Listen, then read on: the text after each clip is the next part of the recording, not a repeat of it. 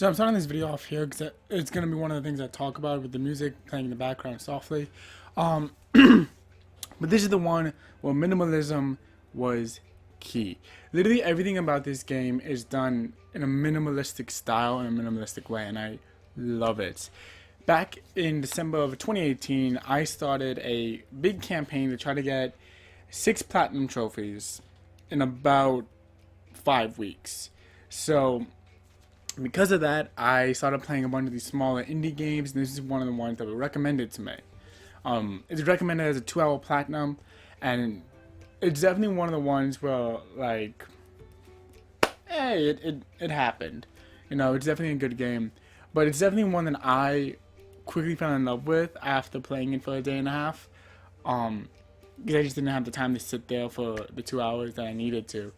But each one of the books that you see, I've only have 2 complete playthroughs, but I'll explain that in a minute. The 2 books that you see are possible endings to the game. Like a complete playthrough of the game that I've done. So I've done 2 of them. But you can do them all the way over to the end of the bar that's on screen. And those all reveal a code, which then goes onto a live action and augmented reality game that you go onto a website to, and you can start playing through that. So if anything, Billy Man & Sea is more of a stepping stone to a larger gaming experience, which as of recording I haven't started, but I am eager to kind of go do once I had the time to sit back and breathe. But this platinum trophy is gonna be the one that first off I remember most, just because of how minimalistic everything is. Like all the sounds that you hear besides the basic music is done with mouths. Like all the sound effects are just mouth sounds. The music is definitely stuck in my head for a little bit. Like, listen to this cow, man.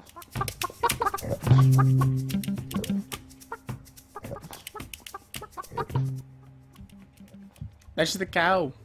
Just some dude's mouth. Doing cow things. But if you slides over to the chewing cow, you won't know anything about the adventure old cow.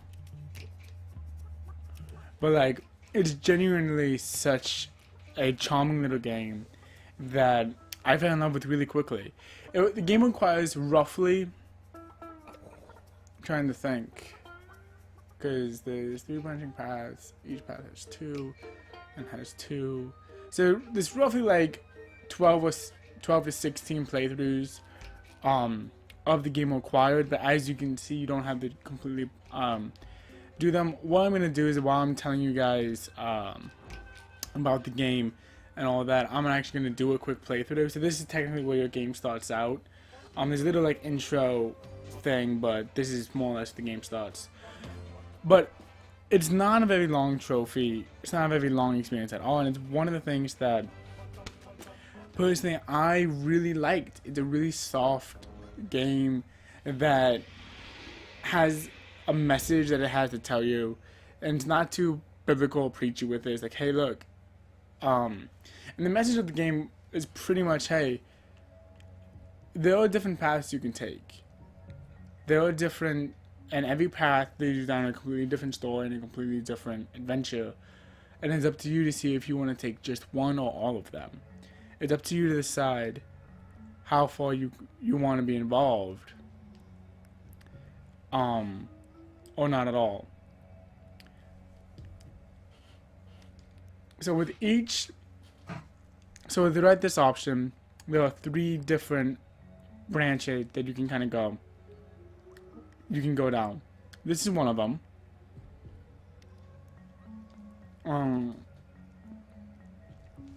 And this one, it just kind of, you hang out with the witches and the sirens, and then you get this possible playthrough. Each of the playthroughs are independent of their own, and they have each quirky little things to them. The other thing that I really enjoy about this game is that, as you noticed, it said that the dialogue on screen is widely different from what would happen the first time you'd play through. And each time you kind of play through, the game keeps track and remembers all the things that you did and how you did them. So this is the next little piece that we're going to go through, which there's a surprising amount of depth in this game for something that the game itself is so small. It's a cute little thing, but what it does is actually pretty deep, which again, I'm not going to try not to spoil as much as possible, even though I am doing a playthrough of it with you guys. I'm trying to not spoil much. So this is one of the things that it's weird. And this is also the kind of game that you're playing. It's charming and it's quaint and it's something that, you know, you can race death and you can do this and that. Like, it's one of the things that you really get an appreciation for everything that kind of worked on, and the crew that made it is like, I think it's like a 3-person crew. It's a very small crew, if I remember correctly, that made the game. But it's something where less is more, and more is much, much less. Like, I've usually fallen in love with a game that is puny and doesn't have a lot to tell, but what it does have to say is super important. And it's something that I know that this game is very easily going to become a game that people flock to because it's an easy platinum and something you don't have to really worry about. But it's something that I wish it wasn't that way. You know, I wish there was a little bit more trouble with it, a little bit more fighting when it comes to it for getting the platinum trophy, but there isn't, and it's okay. That, however, is really all I have to say about it. It's a charming little game with a story that each story that you play is something I definitely think you should play and be a part of. But there's not a lot to talk about, unfortunately, because more is less and less is more. Like, listen to those mouth sounds. The mouth sounds are so much fun. But that is all I have really for this game, because less is more. And I'm gonna switch over. I'm gonna switch over to our platinum trophy, and I will see you guys in my next video. One moment. Definitely one of the cuter platinum trophies I have. It's, like I said, it's very minimalistic, and for some reason, with it being as rare as it is, that really bothers me. It should not be that rare. It's something that, as much as I'm glad that it is that rare, I get to talk about it more. I'm like, hey, look, it's a very rare platinum.